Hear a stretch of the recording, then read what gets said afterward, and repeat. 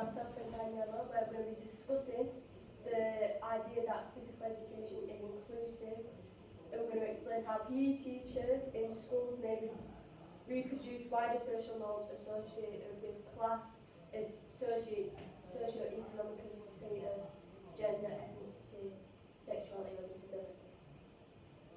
Okay, so first of all, in 1760, the first school for the deaf was established.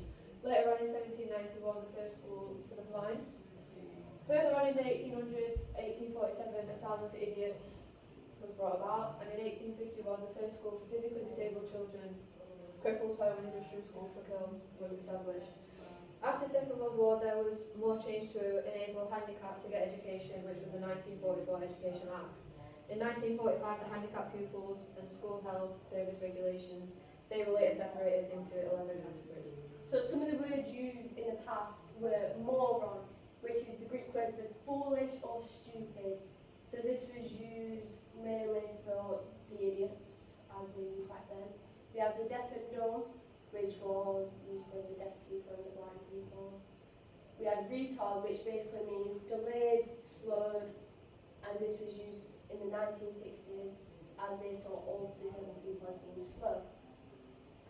Spastic was used mainly as a term for the people that had cerebral palsy, and it referred to the people with learning difficulties. Spastic in Greek means the tugging of muscles in spasm. Eugenics is a practice used where they improve the human species by selectively raising people with specific desirable hereditary traits.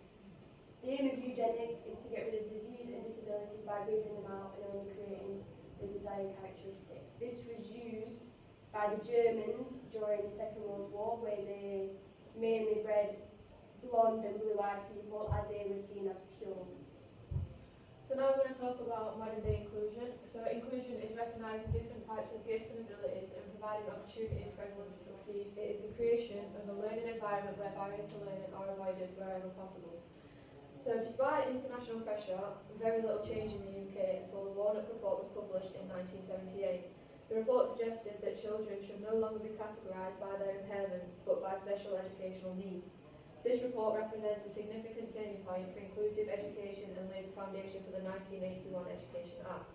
The Education Act of 1993 signified further progress for inclusion, and in 1997 New Labour came into power, which appeared to offer support for inclusion with its stated commitment to the rights for disabled people. The subsequent 2001 Special Educational Needs and Disability Act reinforced the government's commitment to the inclusion of children with SEND in mainstream schools. And in 2005, a rethink of Baroness Warnock called into question current policies and practices of inclusion within the school system. Finally, in 2009, the Lamb Inquiry made 51 recommendations to the government that aim to strengthen the voice of parents. The practice or policy of providing equal access to opportunities and resources for people who might otherwise be excluded or marginalised, such as those who have physical or intellectual disabilities and members of other minority groups. Social norms are unwritten rules that determine what is acceptable and or appropriate to society. So there's a difference between norms and values. Values are our personal beliefs and what is important to us and society. Norms are shared beliefs between societies or groups. These can impact teaching practices because pupils come from all different backgrounds. Some may be poor and live in rough areas, and some may rich and live in well-off areas, which means pupils may have different beliefs, behave differently, and they all have different ways of learning. In terms of PE and school sport, teachers may need to adapt their lessons to accommodate the pupils and the social norms, such as boys do football and girls do dance, which in modern day society doesn't work as pupils want to try other things. Now we're going to talk about models of inclusive PE. So first of all, STEP. STEP stands for Space, Task, Equipment and People. The principle works in all settings and allows everyone to take part together, as it is a simple way for making changes to activities. The benefits of this is that it's adaptable to do in all school and all areas. The second model for inclusive PE is AIMS, which stands for Activity Inclusion Model, and is used to support participation of sport and physical activity to ensure that all participants have a good quality experience. The benefits of this is that it offers the disabled pupils and participants a chance to take part and recognise their full potential within PE and physical activity. It can be modified to suit the needs of any participants. The drawbacks to both is that not every school is able to use models due to the lack of resources or knowledge on how to use them. So we have two models here, the medical model and the social model. The government preferred the social model over the medical model because medical model sees disabilities as an impairment which needs to be fixed to help a person be like any normal person, whereas social model sees disability as being caused by the way society is being taught, and that's what needs fixing.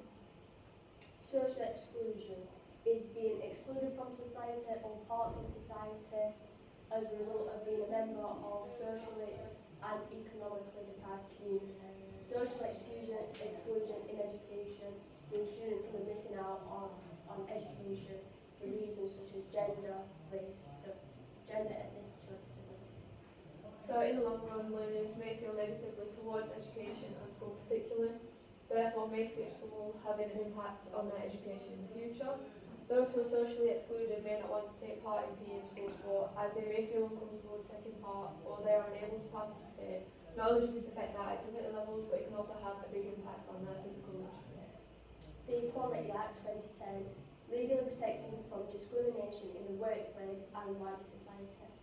The benefits is that it protects people in every school setting, including schools, workplace, public functions and services. It covers all types of discrimination and promotes equality, so everyone is treated equally and fairly.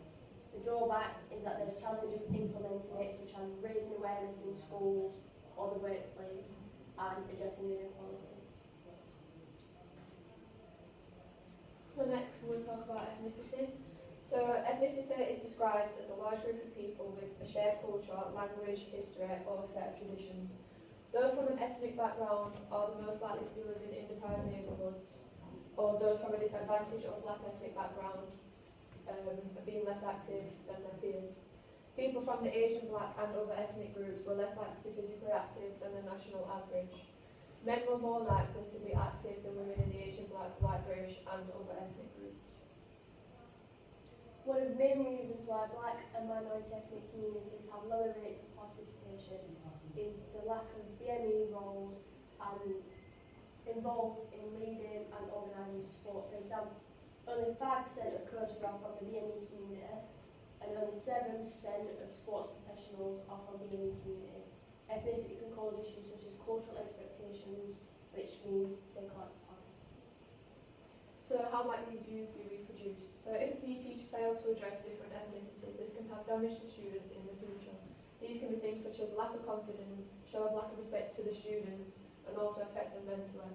If students feel left out, they may lack the confidence to participate in sport further on.